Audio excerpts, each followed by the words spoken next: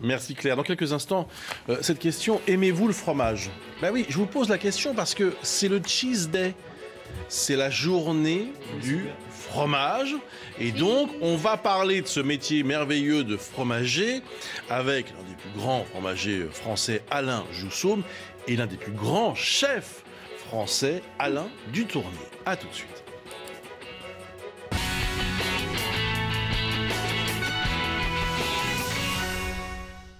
Retour sur Terre, mais vraiment sur Terre, oui, avec ce sujet qui nous passionne et qui, j'espère, va vous intéresser, le fromage. Alors pourquoi est-ce qu'on parle aujourd'hui du fromage? Parce que ce 25 janvier, c'est le Cheese Day, c'est la journée du fromage. C'est organisé aujourd'hui au pavillon Le Doyen à Paris.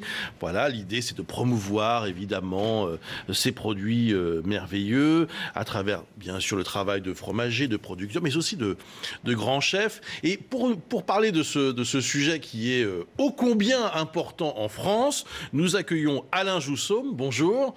Vous êtes fromager à Roufflay-Saint-Estèphe, c'est en Charente. Qu'est-ce que j'ai dit? Roufflay. Roulé, pardon. Roufflay-Saint-Estèphe. Et Alain Dutournier, bonjour. Vous êtes chef 2 étoiles au Carré des Feuillants à Paris, un des grands chefs français. Alors, on vous reçoit tous les deux parce que vous êtes d'ailleurs tous les deux associés à cette journée, à cette manifestation. J'aimerais vous poser une question très simple pour commencer, un peu comme ça, un peu cocorico. Mais est-ce que la France est le pays du fromage définitivement, ou est-ce que non, il faut arrêter avec cette vue de l'esprit? Alain Jousseaume. C'est le pays du fromage. Oui, il n'y a pas de doute là-dessus. J'ose l'espérer quand même. Ouais. Oui. Non, parce qu'il y a quand même d'autres pays qui se revendiquent un peu de ça. Alain Dutournier, vous qui voyagez pas mal, qu'est-ce que... Nous sommes les leaders. Je sais bien que la Hollande se caractérise sous l'autre pays du fromage. Oui. Mais enfin, ils sont quand même gonflés parce qu'ils ont quand même un très bon fromage et le reste, c'est que du fromage industriel qui est insipide. Tandis qu'en France, on a encore des petites productions, des artisans avec des terroirs bien précis. Il y a X Saint-Nectaire sur le site de Saint-Nectaire, il y a X Roquefort sur le site de Roquefort. Il y a encore des grandes variétés et nuances. Alors Alain Jousseaume, j'aimerais que vous nous parliez de votre métier. C'est quoi votre métier? Qu'est-ce que vous fabriquez? Vous êtes producteur de fromage de chèvre? Oui, essentiellement. De fromage de chèvre fermier. Oui. Racontez-nous votre métier. Qu'est-ce que c'est? Qu'est-ce que vous faites? Ah mais moi je fais rien. Moi je fais rien, je suis patron. Vous avez un beau métier. Je suis chef d'entreprise, je fais rien. Non, pour être un peu plus sérieux, il y a un élevage de 400 chèvres. Ouais. Et donc elles sont nourries avec les céréales et puis le fourrage de notre exploitation. Et puis après, ces fameuses petites chèvres vont nous faire du bon lait que l'on va transformer, donc lait cru, hein, on transforme tous les jours pour faire les fromages fermiers qu'on voit défiler derrière vous. Ouais, ça, c'est vos produits, hein. Oui, ce sont mes fromages.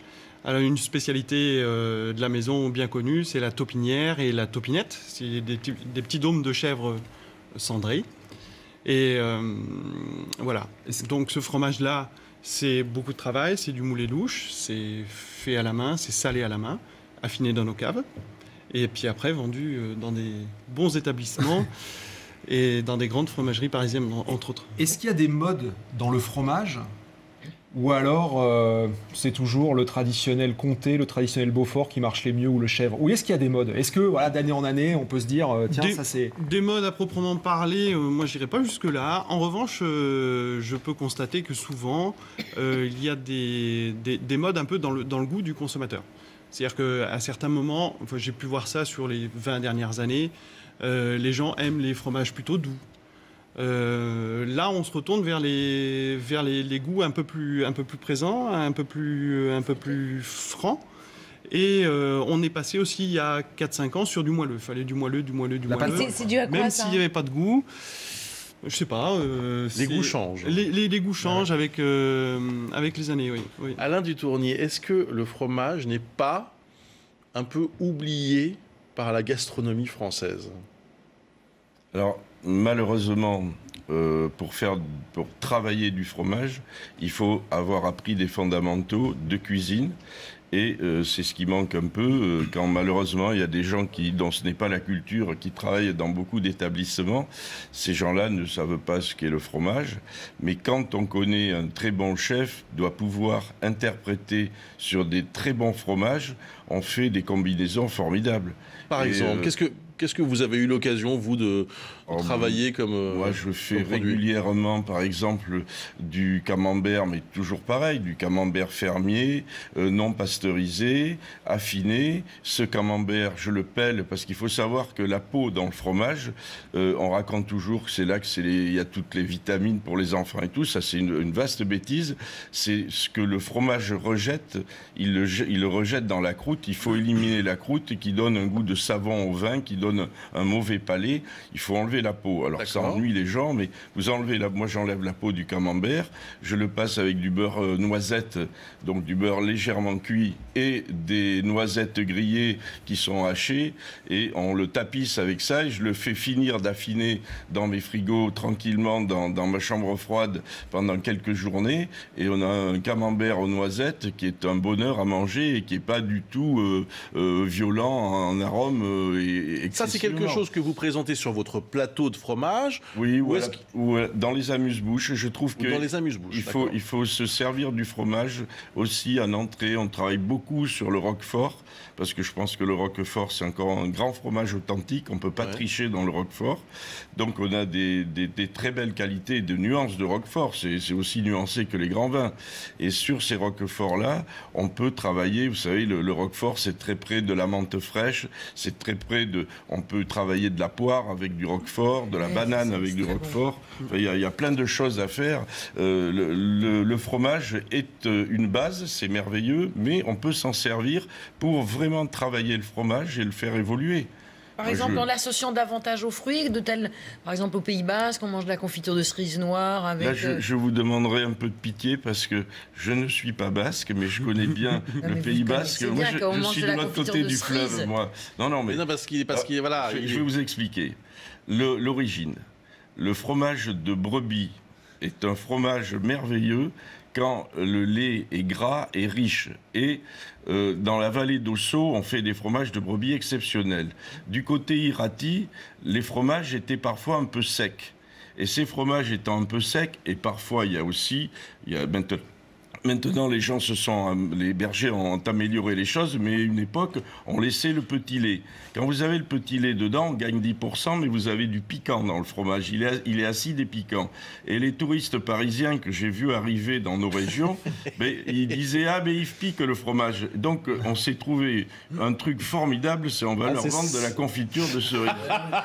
Voilà l'explication de la confiture de cerise. Alors, attendez. Par contre, c'est très bon, les confitures de cerise ou autre. Chez nous, on fait des petites figues, mais avec du fromage blanc frais. Ça, c'est très bon. J'aimerais demander à Alain Jousseaume si ce métier de fromager, est-ce que ce métier va bien? Est-ce que c'est un métier qui se développe ou est-ce qu'au contraire, c'est un métier qui souffre en ce moment? C'est un métier qui ne demanderait qu'à se développer. Ce problème, c'est que c'est un métier difficile et bien souvent mal récompensé.